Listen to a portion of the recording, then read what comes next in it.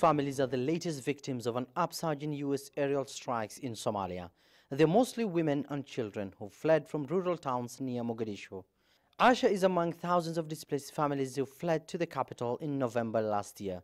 She told us that she lost her 18-year-old son following a strike in Basra, an agricultural region south of Mogadishu.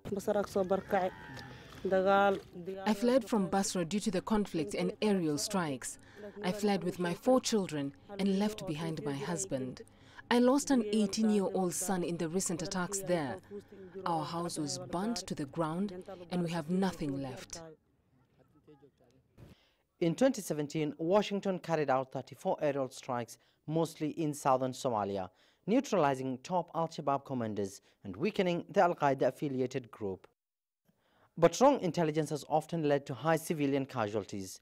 In August, U.S. Special Forces killed 10 civilians in a rural farm in Barire, sparking a national debate, and after months of investigations, Washington insists that those killed were militants. Al-Shabaab will use such cases as credible evidence to seek public support. Drones have targeted religious centers in Middle Shabelle region. The U.S. claims it targeted an Al-Shabaab base, but clearly it targeted civilians. The group is using this example to tell the public that the U.S. is killing our religious scholars. This in turn creates a backlash. U.S. Africa Command says its main mission is to support Somali forces in neutralizing potential threats to peace. In March, 2 months after taking office, U.S. President Donald Trump granted his military broader powers to target militants in the East African nation. Washington remains Somalia's key ally in battling al-Shabaab. It's also pumped in millions of dollars to support the multinational peacekeeping mission known as AMISOM. During the previous U.S. administration under Obama, drones had a limited mandate, only to neutralize important targets. But under Trump, it's a different scenario. He has granted AFRICOM full authority to carry out strikes.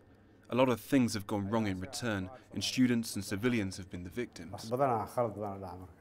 Al-Shabaab is known to use attacks on civilians as a propaganda to further its agenda. Analysts say that the group is seeking to re-establish itself after it was accused of 14th October's deadly truck bomb in downtown Mogadishu that killed more than 500 people. Somalia says that it still needs U.S. assistance in ending a decades-long armed insurgency here in the country. Al-Shabaab continues to pose a security challenge here in south-central Somalia. A pro-ISIL group is also trying to establish itself northeast of Mogadishu in a mountainous region known as Puntland. Meanwhile, experts say that as the ground offensive continues here in the country, it's the U.S. drone strikes that will play a crucial role in reducing the group's attacking capability. Abdulaziz Billow, CGTN, Mogadishu, Somalia.